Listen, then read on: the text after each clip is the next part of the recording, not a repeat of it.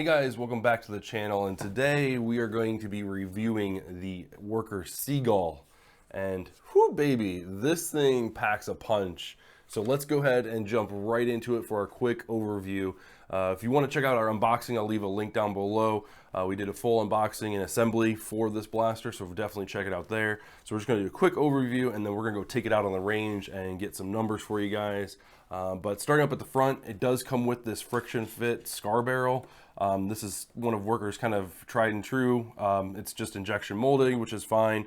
It's got a little bit of scarring on the inside, which is great because it gives you a little bit better performance when it comes to accuracy and precision, as opposed to not having one. It's not the best, but it's better than nothing. One of the things that's kind of frustrating is it's not the one that's pictured on the box. The scar barrel that's on the box actually has bearings in it, which is significantly better than this one, but it also costs an additional $34 from their website. So highly recommend that one, but if you don't have the cash for that when you purchase this one, this will be a good starter, kind of get you up and running. So we do have that up front. It does come with a quick release barrel, just like the Worker Harrier, and from what I can tell, the actual barrels themselves are interchangeable. So you've got kind of the real short, kind of standard barrel length here. This one is much shorter than anything that comes with the Harrier. You do get a second one that is about 4 inches, about 3.5, 4 inches longer.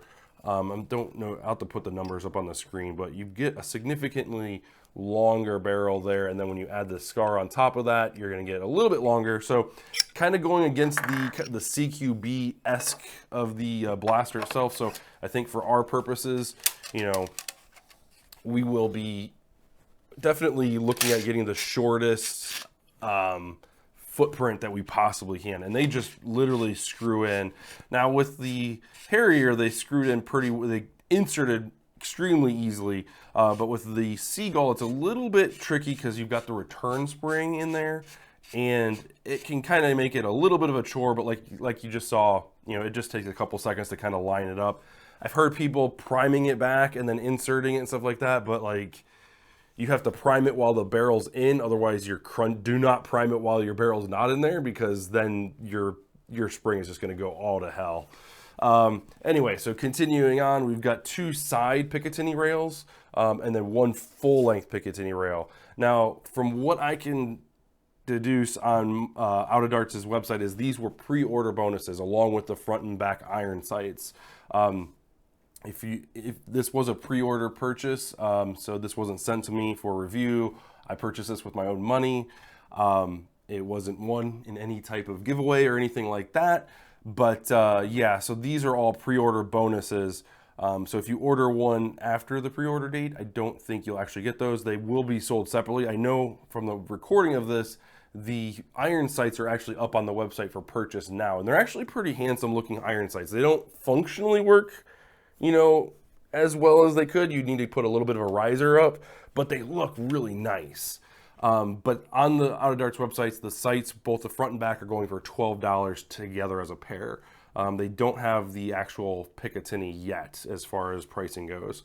So full Picatinny, it's a metal of some sort. I don't know my metals, so it's metal. It's not plastic. You have this kind of a shorter, snubby kind of priming handle. The nice thing is, if this is not your cup of tea, you can remove it, and there's a Picatinny rail here underneath it, and then you can use a horizontal one, a vertical one. They sell a whole whack ton of them. Majority of the airsoft ones that you can attach to Picatinny will work here. This one's not too bad. If you've got larger hands, your pinky's gonna fall off a little bit. But if you choke up a little bit or just kind of grip your hand like this, you're not gonna have a bad time. Plus, replacing that is an easy upgrade. The prime strength it's a significant. It's not anything, you know, it's not negative, but it's got a nice spring return, which is nice. So you could, in fact, you know, prime it and then let go, and then it'll fire. But I like to kind of ease it back as like a spring assist type of thing. So you could do that either way. You know, it's built tough. You've got a nice hard plastic outer shell that doesn't have any, like, there's no creaking it whatsoever with this blaster, which is what we've kind of come to expect from this line from Worker. The Harrier had a phenomenal showing. This is right in line with it. Moving back, these are the two takedown screws that you'll need to take apart to remove the blaster. If you have the Picatinny rail up top, you'll have to remove either the front two or the back two to get that off as well. So at least 4 screws to get that removed altogether. I do know that there are some aftermarket Picatinny rails that people have 3D printed. Xfox Games is one of them. Highly recommend that shop over on Etsy. They've got it broken down into 2 sections, so you can screw that full Picatinny rail on, and when you need to take your Harrier, when you take your Seagull apart, you just need to remove these 2 screws. You don't need to worry about the top. And on top of that, you can get it printed in, you know, any color you want that he has available, and kind of, you know, give yourself a little bit different look than every other Seagull out there. Moving back a little bit further, we've got a kind of a flared magwell. You know, it fits in nice and tight, but you've got a nice kind of it's really nice. It's not real flared where it's like, holy cow, that's huge and it's gonna rock back and forth, but like it's got a nice opening to help assist you with your reloads. The paddle itself for the reload, for the ejecting the magazine, is really nice. It's plastic. I can't remember. I'm trying to think. Yeah, the Harrier was plastic, because you can get a upgraded metal one, which is kind of an odd metal piece. But anyway, it does not gravity drop, so you will have to use your offhand to release it. But again, it's super nice. Speaking of which, the magazine is new. It's kind of a curved 15 rounder. Looks really, really sharp. These will be sold separately. And they actually have multiple colors coming out as well. So not just like kind of the black, but the ones that kind of pair with the different color. I keep calling this the Harrier. The different color Seagulls.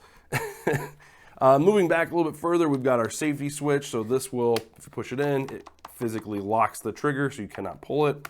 Speaking of the trigger, you've got a metal trigger just like the Harrier. A small kind of guard here, metal again. So not the duster that we've seen with the Harrier, but just a smaller kind of low profile. It feels real nice in the hands. There's not a huge gap between your pointer and your middle finger, so you're not like, oh my god, I can barely reach that trigger. But you know, it's a nice feeling distance. It's not real tight, and then you got plenty of room in there as far as your trigger finger goes. Moving back, we've got a nice padded rubber kind of grip. It does kind of pick up a little bit in the corners here, so maybe just a touch of glue in that corner just to keep that down would be beneficial. It's not going to rotate around or anything like that. It's on there solid. I'm worried about just these 2 corners kind of coming up, over time. Moving down the handle, we've got a nice sling mount point. So if you got a single sling point wrapped around, you can drop this as your primary, and pull out your pistols or your secondary if you're running low or get a jam or malfunction, anything like that. Love to see this. This is awesome. Absolutely love to see this. And it's that nice metal, like gunmetal gray too, which is awesome. So moving back, we've got a buffer tube here, just standard buffer tube. Nothing fancy about it. It does, however, house the single Allen key. That is a pain in the butt to get out, but you can get it out. You got to wiggle it out. Single Allen key to take down all the screws on this blaster, except for the 2 that go in the actual pump grip. I know there's aftermarket parts that, not necessarily for this one, but for the full vertical one, that will let you kind of cap off and put your actual Allen key in there. That's a possibility, but I think this is a really neat idea. I wish that they used the same one that the Harrier had, where it's in the back underneath the actual stock. I feel that was a little bit easier to get to, a little bit easier to pull out. This one kind of sticks out just ever so slightly. I don't know if you can see it on the overhead camera, but it just sticks out ever so slightly. And I think over time that will just bend a little bit further and a little bit further, and eventually it will just kind of catch on everything, and then people will stop using that feature. So just my 2 cents. Going forward, I think, taking this off and having it inserted into the back of the buttstock buffer tube like the Harrier, that's the key. that's the win right there. Will they learn from their choice with this? And it'd be interesting to see the next blaster that comes out with this type of functionality, where they put the Allen key. My money is on the way the Harrier set up, because that's a much superior way, a much secure way. You know, that way you're not getting caught on your equipment or anything like that. The last up here is the buttstock. Just a very minimalistic buttstock. You kind of got like a claw, right? I don't hate it. I mean, it's very angular, so it kind of fits the low profile of like what your CQB is kind of going for. It doesn't adjust or anything like that. It's literally the furthest forward that you could, you know, make any additional stock. But the cute thing is you can pull it off and put what you want on it. Any standard buffer tube stock will fit on here. So your airsoft stuff, anything from like Dart Zone, things like that. It just, yeah, other worker stocks. Your Harrier stock will fit on here. But I don't necessarily hate it. You can't use the iron sights. If you're going to use the iron sights, you're going to have to put a riser up or push this one forward, which kind of makes it look silly. But it's not a bad, I mean, it's not super hateful, but it is what it is. That it's easily upgradable. Furniture is upgradable, as they say. Also with the blaster, you get an additional spring. So this is a stronger spring than what's installed. The weaker spring is shorter springs installed. Both springs have like this kind of heat shrink on the back. I'm not really sure. The Harrier didn't have that when it launched, but I'm kind of digging it. The nice two reasons why I like this. Number one is I believe it helps with the stability of the spring. So if you could see through the actual blaster and see when you prime it back, this spring is compressed like to there, right? And this will just give it an added bit of stability, so it's not what they call binding, so your spring isn't going like this. It's as straight as it possibly can be. It's not gonna be perfect, but this will definitely help out with giving it a little bit more structure to bend into. The other thing that I like about this is you can take a silver or gray or another color Sharpie and write on here what spring this is. I can't tell you how frustrating it is that basically my current setup is wrap a piece of painter's tape around my spring and write what it is on there. And then I know what, you know, my stock springs and my upgraded springs and all that. This is just nice because I can just write it on there. I don't have to worry about, okay, take this tape off and put it on there. And that's just nice. I like that added functionality and just kind of a neat little trick. As far as operation goes, you just load in your short darts. This is a short dart only blaster. Thank you, worker. No expanding or telescoping pusher system or anything like that. Load up your magazine, holds 15, insert it in here. It has a skinny pusher, so you don't have to prime the handle back and hold it back to reload. With some blasters, you have to do that. This one, not so much. Just make sure your safety's off and you prime it back. So that brings the spring back, the plunger rod back, and then it catches, goes forward, and then you just pull the trigger and she's hot. So yeah, no slam fire, so you can't keep pumping while you hold the trigger down to fire. You can, however, double load it. So if you pull it back, so there's one loaded, pull it back again, there's two loaded. It will shoot 2 darts. So it's super fun. It's super fun.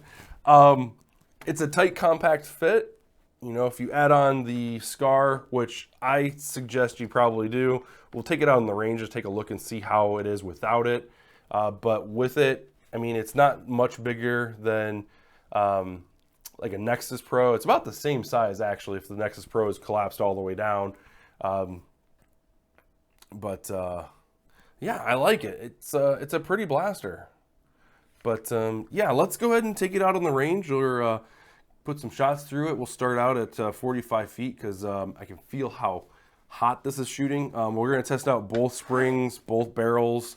I'm not going to run the test without the SCAR barrel on it because we know that SCAR barrels improve accuracy. That's just a known fact. It comes included with it, so we're going to include that with our testing. both in the precision as well as the FPS testing. So let's go ahead and get all those numbers for you guys, head out on the range, get some fun shots, and bring it back in here, and we'll go over those numbers. All right, so we've got the Worker Seagull stock configuration, short barrel, short spring. We're using the included muzzle printed scar barrel, I guess, from Worker. We're going to be starting with the Worker Gen 3 Plus darts. Again, we are at 45 feet, aiming dead center.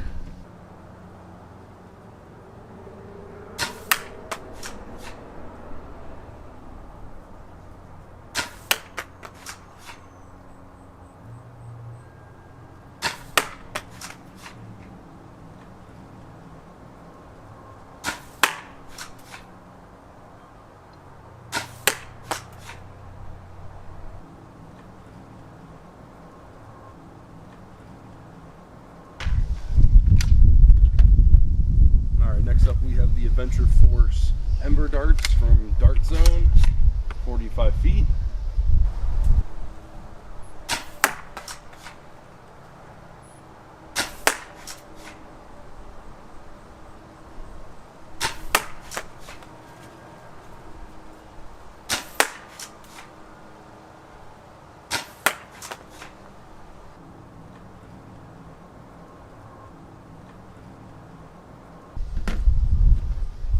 All right, next up we have the Ruby darts from Dart Zone, again 45 feet.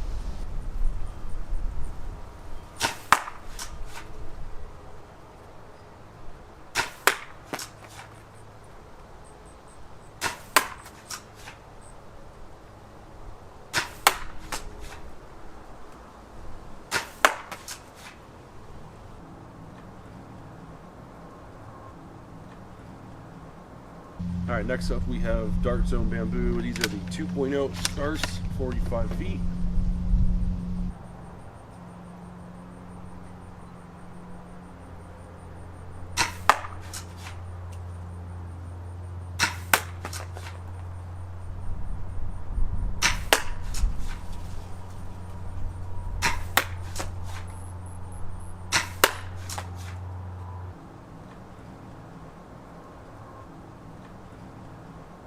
All right, guys, so we are back in from the range, and we got a lot of numbers to go over. I forgot just how much work it is to chronograph and field test not only a barrel and a spring upgrade, but like all the different combinations, plus the 4 different types of ammunition.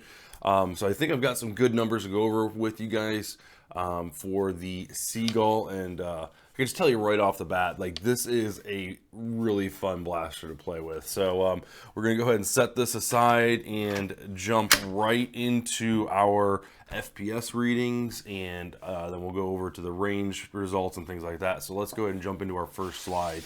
And this is what I'm calling the stock version of the blaster. So this is the short barrel, short spring. In all of our testing for the Worker Seagull, we use the included scar.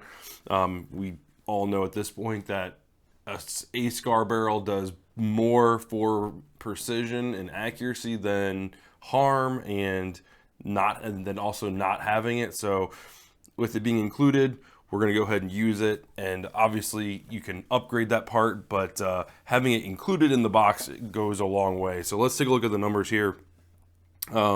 So pretty solid results as far as Worker Gen 3 goes, and then the Ruby darts coming in with just over 150 feet per second average. Not too bad. And the Ember darts showing slightly higher at 159. Again, not too bad as far as averages are going. But the real kind of star of the show with the short barrel, short spring is the Bamboo 2.0. Of course, we kind of, this is kind of par for the course at this point. Kind of outclassing everybody, not only in, average FPS, high FPS, and low FPS, but also just putting on a clinic for the standard deviation. 7.2, that is a phenomenal finish for any type of dart. I don't care who you are, how much the dart is, or how cheap it is. If you're below that 9-10 range, anything lower than that is just icing on the cake. So as far as the other standard deviations go for the other 3 darts, it wasn't too bad. 11.2 for both the Worker Gen 3 and the AF Pro darts, and then 12.6 for the Ruby darts. But just, you know, a solid performance across the board. So as far as the other standard deviations go, there's nothing really too much to write home about. 11.2 for both the Worker Gen 3 and the AF Pro Embers, and then 12.6 for the Ruby darts. Not the worst finish, but not the best finish. So still something that you can be, you know, hang your hat on and, you know, still have a good time with. Obviously, we want to see that number as low as humanly possible, but again, you know, we'll take what we can get. It's, you know, it's a solid blaster all around. Moving over to some of my concerns with this stock version, and keep in mind this is the lowest kind of FPS that you're going to get, right? So my biggest concern is with the FPS cap on like games like HVZ, which usually are at the highest 150. Some run at 125 or 120. This can't get down there. And I know everyone's going to be like, oh, well, you know, 153, 152 is not too bad. 153 and 152 average is not bad. But when you look at the standard deviation of having 11.2 and 12.6, like the Worker Gen 3 and the Ruby darts, the problem with that is your high is now going up into the 167, the 172 in the Worker and Ruby case, and then 176 for the Ember darts. So even the Ember darts aren't safe. So that's really where you're kind of playing a game of chance, right? If you take this blaster to your HVZ event and they're gonna chrono it, because that's just how they work, how most HVZs go. And some places will have a hard cap at 150. You can't have any darts out of 10 go over. Some will have a soft cap where if you have 1, 2, or 3 go over out of 10, then they're going to ban it after the 4th one. So you're kind of rolling the dice with that higher FPS cap and kind of giving yourself a little bit of a, you know, kind of like, oh, am I going to be able to use this blaster? Am I not going to be able to use this blaster? With the 7.2, that at least kind of knows you can really dial in your range as far as, you know, am I going to be too high or too low? With 11.2, you could be 10 under and still go over top with that standard deviation. So nevertheless, that's the one thing that I do worry about is this blaster, using this blaster in multiple game modes. Obviously for competitive play, if your FPS limit is 250, 200, 175, whatever that is, you know, you're golden. Like you've got some some places to work with, some kind of tuning knobs and things like that you can work with. But just adding like a more aggressive scar barrel isn't going to bring, you know, your average down, not necessarily the average, but bring that high down enough, you know, 15, 17 FPS below. You know, there just isn't a scar barrel or a bearing scar that's going to do that for you. So there's definitely going to have to be some type of spring downgrade. I don't know if you can get the Nexus Pro spring in there and put like a spacer in the back to give it, you know, so it's not like, you know, jostling around inside, because I definitely can tell you that the Nexus Pro spring is smaller than this. And that might be what you have to do to get it down below. That is swapping out the spring for something a little less, you know, intense. But out of the box, competitively, FPS, you've got some things to work with. So switching over now, let's look at the short barrel long spring. And this is where things kind of start to go off the rails a little bit. So looking at the results here, about 20 FPS increase average across the board, except for Bamboo 2.0. These guys had a really rough go at the short barrel long spring.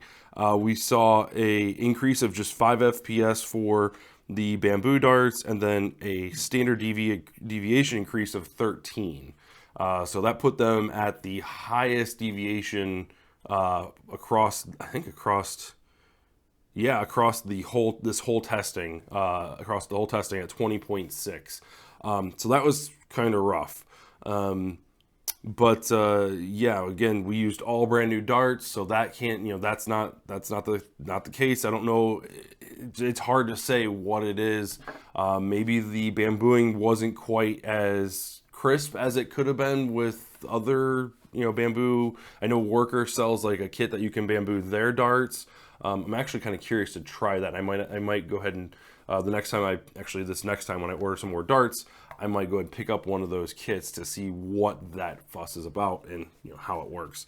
But nevertheless, Bamboo did not care for the upgraded spring. Now, one of the one of the things that we can look at here and can quantify is the Ember darts really kind of took the long spring and kind of made it their own. Its standard deviation dropped to a 5.5 down from 11.2. So what was an okay standard deviation, the upgraded spring, for some reason, phenomenal finish, 5.5.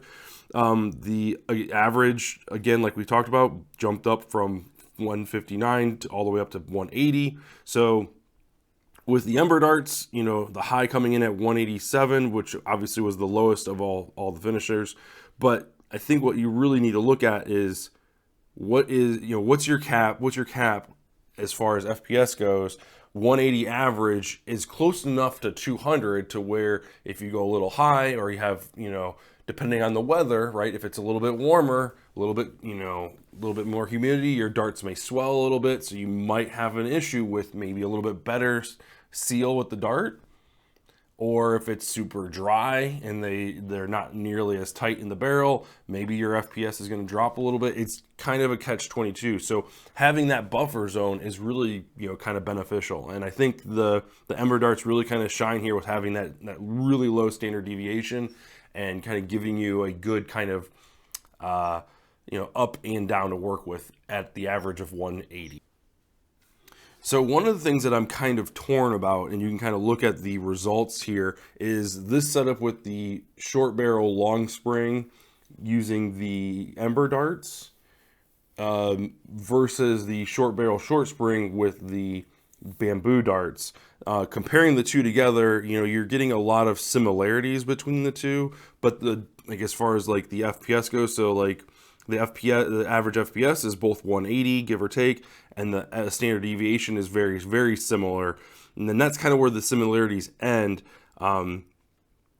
Obviously, with the Ember darts, you're getting a lower standard deviation and a less expensive dart. However, you're getting at the cost of having a larger blaster. So like the longer, the extra 2-3 inches of barrel length is kind of defeating the purpose of a close quarter blaster, in my opinion. Versus if you go with the short barrel short spring and Bamboo darts, you're getting a high FPS, something that's much closer to the cap at 196. Similar, like I said, similar average. And the 7.2 standard deviation, while it's not as good as the 5.5, it's still an acceptable number. And you're getting that shorter profile. Now, at the cost of a higher, more expensive dart. Last time I priced the darts out, your AF Pros are running you $9.99 at Walmart for $150, and the Bamboo 2.0 darts are running you $34 for 200. I think it's 200. So you're looking at about the third of the cost at going through the Walmart one, but at the expense of having the longer blaster. So it's kind of I'm kind of torn which one to use and which one to recommend, but those are kind of my two picks, for this, the short barrel kind of setup. If we move on over to the long barrel setup, this is a little bit more cut and dry. It's a little bit more kind of like one-sided, if you ask me. So first up, we've got the long barrel short spring, and it's pretty clear that this spring is just not suited for this long barrel. It really isn't. It's not taking advantage of the length of the barrel. There's not enough power to get it through consistently. We saw drastic increases on our standard deviation and very low gains as far as the the average FPS. So I mean, even if you look at it, going 153 for the Worker Gen 3s on the short barrel short spring, going long barrel short spring, you're actually losing FPS. Same FPS for the Ember darts, and then switching back for the Ruby darts, 154, or excuse me, 152.4, 163. So you gain a little bit there, but nothing to write home about. And then only gaining 6 FPS for the bamboo darts on average.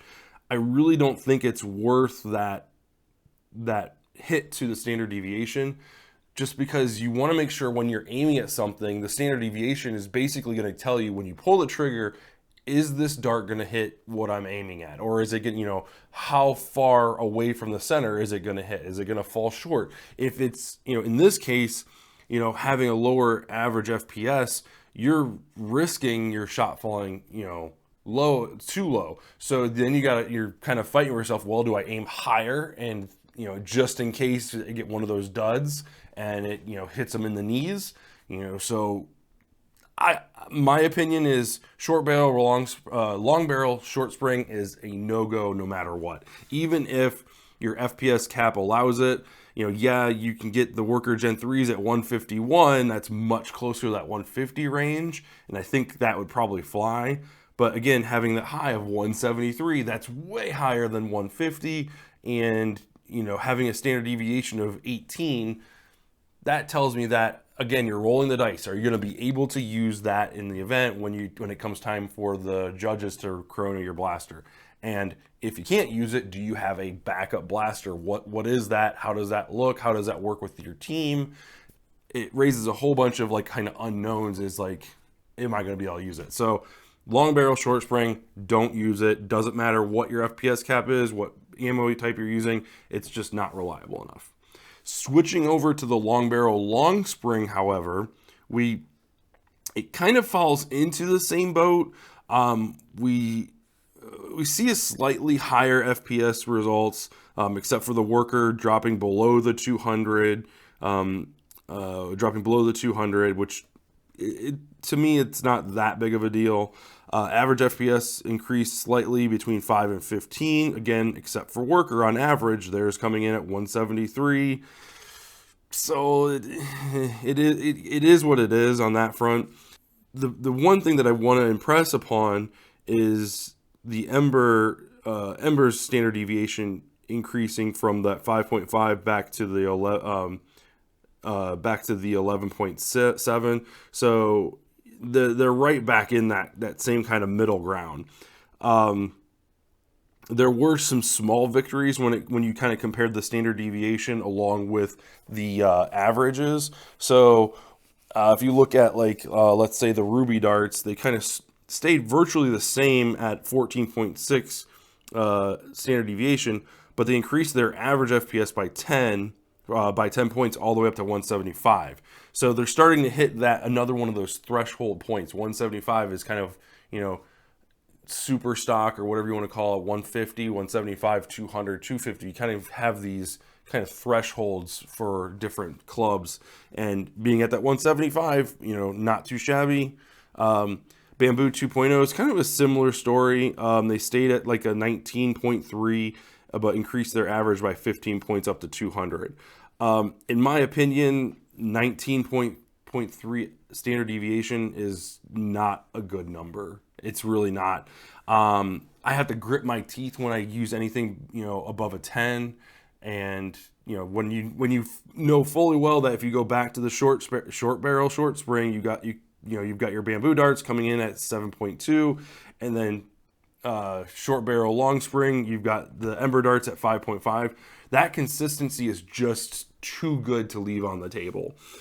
Even if your FPS cap is, say it's a soft 200, the bamboo darts with the long barrel long spring, is, in my opinion, 200, 214 on the high.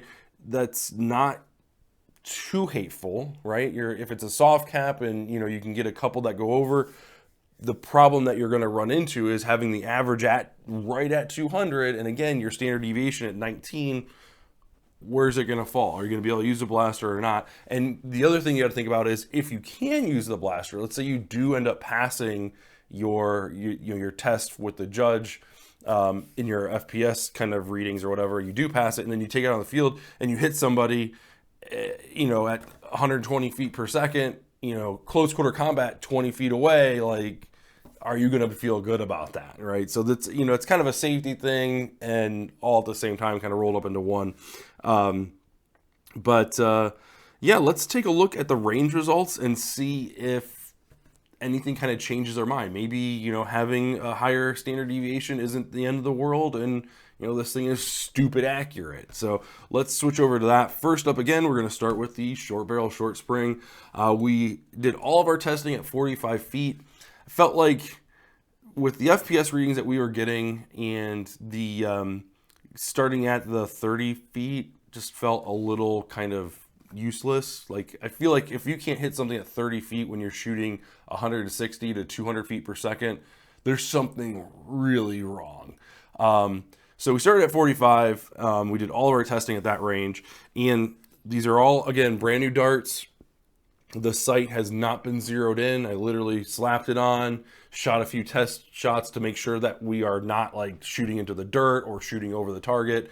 And then ran through 20 darts, brand new darts each, with the various setups. So this is the 4 kind of darts that we test: short barrel, short spring, and I feel like this is the Bamboo 2.0 and the Ember darts had a better grouping overall, way more consistent than the other 2.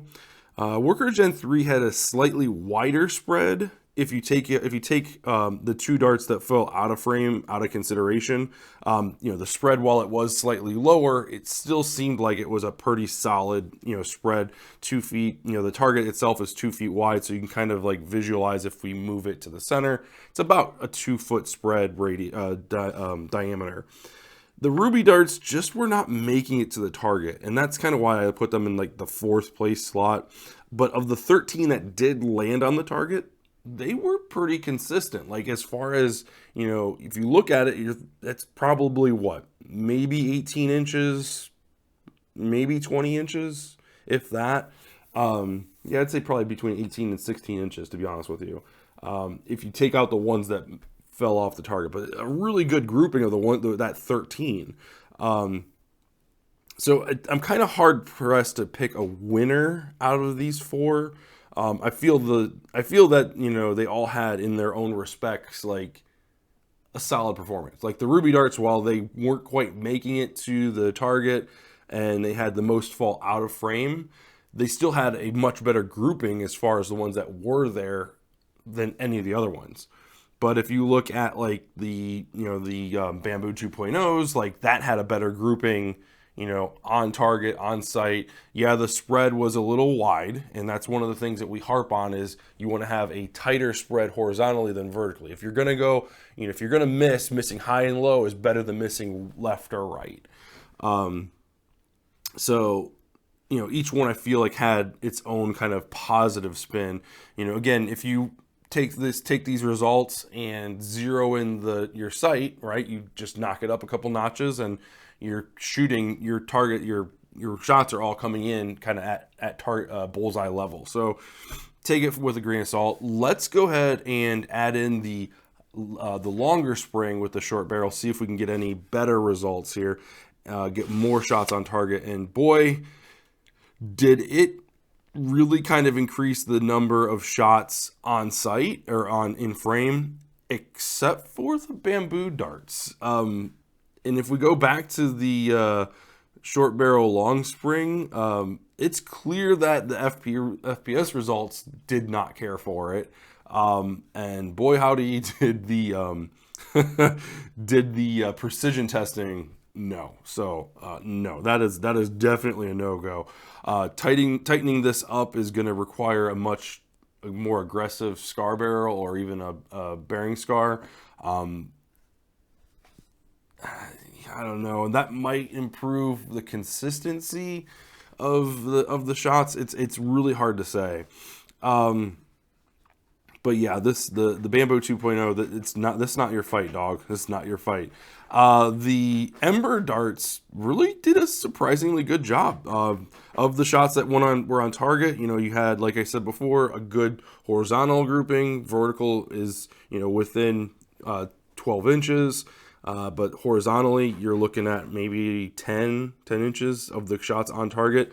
The other one, the what, 1, 2, 3, 4, 5, 6. The 6 that fell short and to the left, it could have been a lot worse, but it is what it is. The worker again kind of have in that really tough spot where a few darts that fell short kind of really hinder the final results. If you look at the 3 darts, if you exclude the 3 darts that fell out of frame, it still had a pretty, just like the Ember darts, had a pretty solid showing. And I would definitely prefer that type of, having 3 darts fall that far out of frame than having 6 darts kind of drift, right? So catch 22. So let's go ahead and move on to the long barrel testing. So long barrel short spring for this slide. And if you remember, this FPS reading wise, standard deviation, the FPS gains not worth it. This, however, makes it's not a hateful finish. Now, hear me out. The Bamboo had a really good showing. They had a great grouping there on the bottom right. Only a few falling just short of the target. And again, if you're gonna be off target, being off target by being low or being high is where you want to be at, right? If you're aiming center mass and you shoot low, you're gonna hit them in the hips, or if it goes high, you're gonna hit them in the head. Like, it's only like, what is that? Maybe 20. It's 24 inches wide, so 12 inches from that furthest left one to the furthest right one. That's still center mass. So catch them in the thigh, I guess. The Ruby darts and the Ember darts had a very similar showing, and again, kind of makes up for the horrible standard deviation that we saw in the FPS reading. The Worker Gen, kind of a similar story, below average showing. A couple that with the 18 standard deviation, it's pretty much, in my opinion, it's a hard pass. And that's kind of what it's going to carry on from one dart to the next is, are you going to be okay with that high standard deviation? And if you can train yourself to either aim a little bit higher, because that's where all these are going, they're aiming a little bit low. So, if you crank up your sight a little bit and maybe aim at the head, your shots are going to fall and hit center mass. That's going to be you'll get a few headshots along the way, which is fun. But aiming at the head is going to give you center mass. And, the one thing that I will warn you, if you're going with the long barrel setup, are you really playing a CQB type of gameplay? If you're not, if you're treating this as like a budget worker Harrier, and you're going to sit back and kind of pop off a few shots, you're definitely going to want the longer barrel with the longer spring. Take advantage of that. Maybe even get a spacer in here to get you a little bit more power. But sitting back and taking pot shots, not quite that sniper level, more of like a carbine type of thing, medium to long range engagements. You're definitely wanting the higher FPS. So I would, in CQB setup, I would say go ahead and skip this. It doesn't seem quite strong enough to benefit, having the extra barrel length. So let's go ahead and switch over to the long barrel long spring and see if we can have a little bit more accuracy, or a little bit more precision. And let me tell you, this is where I struggle with this blaster, is what type of role are you playing? And you've heard me talk about it a little bit already, but if you're going with that CQB type of play style, you want the shortest profile that you can possibly get. And while I didn't test the blaster without the scar on it, engaging people at 20 feet, 25 feet, is the blaster going to, be that widespread when you pull the trigger? And I would be reluctant to say that you're that you're gaining anything at that close range. Now, if your engagement's further, like 35, 45, 50 feet, then absolutely you want the scar barrel on there. But long barrel, long spring, if you're looking to run like a carbine setup where you're going to be, engaging, starting at 45 feet and maybe getting back to like 60, 65, this isn't a bad showing. And, you couple this with maybe a more aggressive scar barrel, and you're going to tighten these groups up like tremendously. So, the Ember darts, again, shockingly good. Just like, it's amazing to me. Like, I don't know if they've changed, because they changed the packaging of those darts. I don't know if they've changed anything else. Whether that's like where the glue is placed or the type of rubber that they're using. The foam definitely seems darker. So I'm not sure if something's changed in their formula. But with this testing and the testing that I've done with the review on the Unicorn, like, there's definitely a next kind of tier of these Ember Pro darts. And I hate to say that because I can't stand these darts. They're so hard to find in the grass. It's not, I mean, I wish they would just swap the tip, make that gray and make the dart orange or something like that. Like, whatever, make them easier to find. The bamboo darts, again, had a pretty good showing. Plenty center mass, plenty target, plenty hits, like, overlapping each other. The ruby darts and the worker darts, again, had a similar kind of story to each other. They're spread out on top of that target, which isn't a bad sign. 24 inches is a little bit wider than most players. Obviously you want them closer to center mass, but with this setup, the long barrel, long spring, if you throw on a more aggressive scar barrel, you're going to tighten that grouping up tremendously. And that's kind of where you need to kind of think about how you're going to play this blaster and how your play style is going to be changing based on what type of setup you use. So of this group, I feel like if you take into consideration the FPS testing, I would have to go with the Ember darts. And it kills me to say that. It's just a solid performance as far as precision is concerned. Standard deviation comes in at 11.7, which is higher than I like, but I can still swallow that pill. It's not 20. So 11.7 isn't, the worst, and it's nothing to write home about. That could be, getting some aftermarket lubrication on the actual plunger tube or plunger rod or plunger tube. Taking a look at the O-rings. The seal on this thing is really good. I mean, I don't think there's a seal problem. Like I don't think there's a seal problem.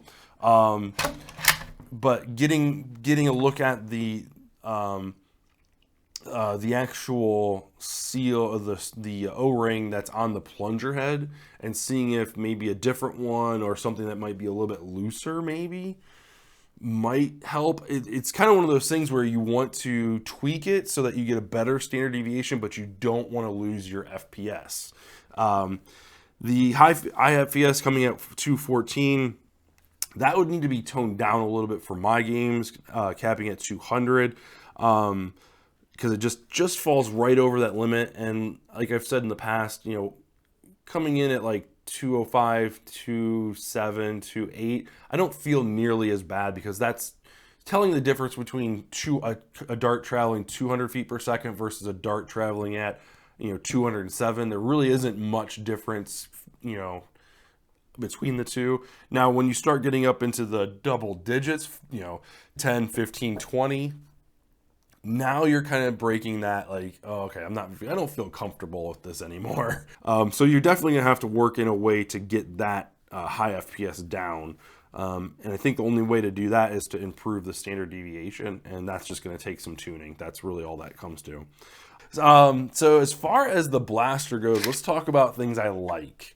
The construction of this thing and this line from Worker is just second to none. It is really solid in the hands. You don't have any of that creaking noise like you do with like the cheaper more affordable budget blasters like the, you know, the Nexus Pro, the Striker, heck, even like the Dictator, the Tryon, they all have that kind of creak a little bit. This doesn't have that. I hope they continue with this line because it's just chef's kiss.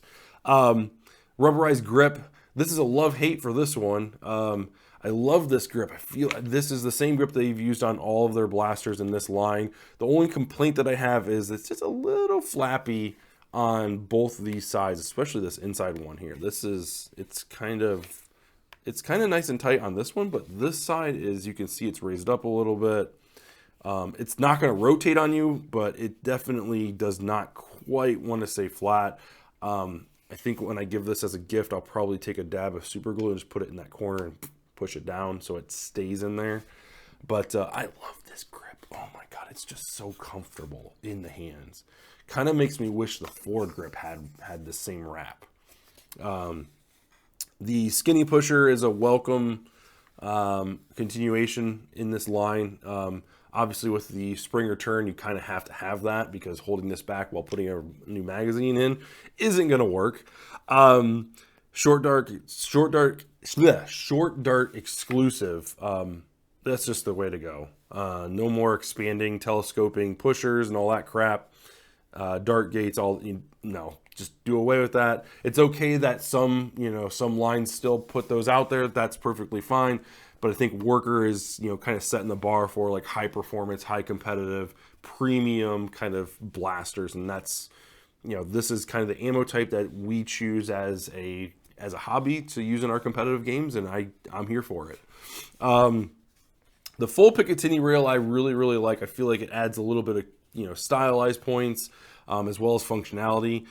I still don't quite understand what is a pre-order and what's not a pre-order, and why they went that route. Whereas like with the Harrier, it was all included. And it seems weird that it all came in the box, which is super weird. Like all these came in the Worker shipped box, so they didn't ship separately in separate packaging. So I don't know what the deal is. So make sure that you know when you're purchasing this, if you're getting the Picatinny rail or not. The sights are kind of they look neat, but they're not really usable. I mean, you got to really choke up on the blaster to even get it, profile. So those I'm not too worried about, but the top rail gives it a little bit extra rigidity, gives you something to attach your scopes to, your sights to. The side ones really aren't too necessary unless you're running like a camera or a light or a laser. Again, you could put that stuff on the front and be perfectly fine. Things that I would change. First off, I'm not a fan of this. I thought maybe at the beginning of the video, I thought maybe it would grow on me. I don't really particularly care for it. Putting some grip tape on here might make it a little bit better, but I kept feeling it kind of slide up on me a little bit. And especially with that stronger spring, having to prime it back, giving a little bit more force, just really kind of felt it sliding up. So a little bit of grip tape will probably go a long way. Or a whole new stock will probably fix the problem. That's the one big complaint. The other complaint that I had, and I wanted to talk about because I had it in my review for the Harrier, and I want to give you kind of an update. So in the Harrier, I mentioned that not necessarily something that I didn't hate, or something that I didn't necessarily hate it. It's just I had questions, and that was the threaded barrel. I was worried that this was going to be a one-off for the Harrier, and this threaded barrel was going to be god-awful because you're going to get what Worker makes, and then maybe some knockoff third-party vendors that will try and imitate that same type of threading. And if you get the knockoff ones and try to save a buck, are you ruining the threads in your blaster because they don't quite line up? Well, turns out that Worker is gonna give us a little bit more backwards compatibility and use the same threads for this blaster versus the along with the Harrier. So I feel like that kind of complaint can kind of go to rest. Like, I'm not worried about it. There's plenty of different barrel lengths to where you can get exactly what you're looking for your play style and your blaster. And the fact that they did this kind of makes me feel a little bit more confident in purchasing worker products. In my opinion, 2024, we're not going to see another Springer. I feel like they're going to go back to the Flywheeler and give us an updated Phoenix 2.0, maybe 2.5 or 3. Maybe we'll get a revision on, maybe we'll get like a carbine, kind of maybe like a Griffin style primary Flywheeler. I'm not sure. I'm thinking that's kind of where that's going to go. I hope they keep the same language, but I guess what I'm getting at is, by them supporting this barrel system, I feel confident buying something like this and having it still possibly work in 2025, maybe when they come back to the Springers. That is something that I would feel kind of confident putting my chips on. The fact that they didn't just, one off with the Harrier, like, oh, hey, here's some, threaded barrels for your Harrier, but they don't work for this Springer, which was released 7 months later. So yeah. The other thing was I criticized the Harrier for not having a quick access point to the spring. And while that is something that kind of is baffling to me, why they wouldn't do that, I wish they would, but I can see why they don't. This gives you a solid piece of plastic that your spring can sit up against. There's no worry of it, getting damaged or pushed out. Obviously, you could, for this one, this is actually screwed in tight. So there's a solid piece, of metal going through the plastic into a metal insert. So there's a little bit more rigidity. So I wish we had that option, because it would be nice to quick change the spring the same way you quick change the barrel. It just gives that kind of run and gun vibe. So at the end of the day, would I purchase this blaster? Can I make a recommendation? And that's going to depend on a couple things. If you're buying this for a CQB blaster, it does everything you want it to do. It shoots accurate, it shoots hard. You've got a couple different FPS thresholds that you're hitting. The one thing that I worry about is if you're playing HVZ and your FPS limit is 100, 125, 130, 150 even, you're going to struggle to get there. You're going to have to do some work to get it down to that range. If you're treating this as a budget Harrier, I would say that this is a prime blaster to consider, because you're saving what, $60, $75 by going with this over the Harrier. You could take that $75 and get yourself a set of mags. You can get a bearing scar. Heck, you could even for that price get the metal catch or the metal plunger rod. You've got some upgrade options there. Whereas with the Harrier, you're already at that 200 price point. You only have a 5-round magazine, so you're going to have to buy more magazines. But it just depends on how you're going to play this blaster, So I feel like there's a lot to unpack here as far as what you get in the box. And as far as the build quality goes, like, it's worker. It's second to none. Like, it's a solid blaster it's gonna outlive you. It really is. This is something that you can pass on to your kids when they get into Nerf and you're old and gray. Yeah, I feel like I've laid out all the information for you guys. There's a lot of numbers here. I apologize if this was a longer review. With these blasters that come with extra springs, in this case an extra spring, extra barrel, there's going to be a lot of numbers to go through. Yeah, there's definitely a solid blaster here. Like, I don't think there was a question about that. Like, I really don't. My only concern, like I've said before, is just HVZ. If you're an HVZ player, is this something that you can, get tuned down? And that's something we'll have to kind of dive into in another video. Yeah, maybe we should do it wouldn't be upgraded, it would be downgraded. Maybe we'll do that. We'll do a spin-off of the upgraded series and see if we can see how low we can get this and how consistent can we get it down to 100 FPS and still retain that 5.5 standard deviation. Challenge accepted. And the banana mags are cool. Like, this is really awesome. And I just saw the video, a picture of the colored ones, the purple ones. Like, yeah, we're definitely getting purple magazines for this bad boy. It just looks so sick. Anyway, guys, there's going to be a video coming out down the line of comparing this stock blaster versus the stock unicorn. So definitely get subscribed for that. That'll be a few weeks in the making. We're still working on a couple shots and a couple talking points recording for that one, let alone editing the whole thing together. If you want to hear one of the things for that video, though, if you want to help me out, in the comments below, if there's something specific you want to see or know about in the comparison video, post them down below. I put a community post up. There's some really good information that people are looking for that I didn't consider. Someone was asking for the plunger tube size between the two blasters. I didn't even consider that. I was like, oh, that's a great idea. Absolutely. We're going to open it up. We're going to see which one's got the bigger one, as far as air volume goes. The strength to prime, the distance to prime, all that stuff. We're going to dive really, really deep into the numbers for those two blasters. So if you have any questions about that, now is a good time to get in because I'm still recording part of that video. So definitely leave a comment down below of your questions and what you want to see out of that one.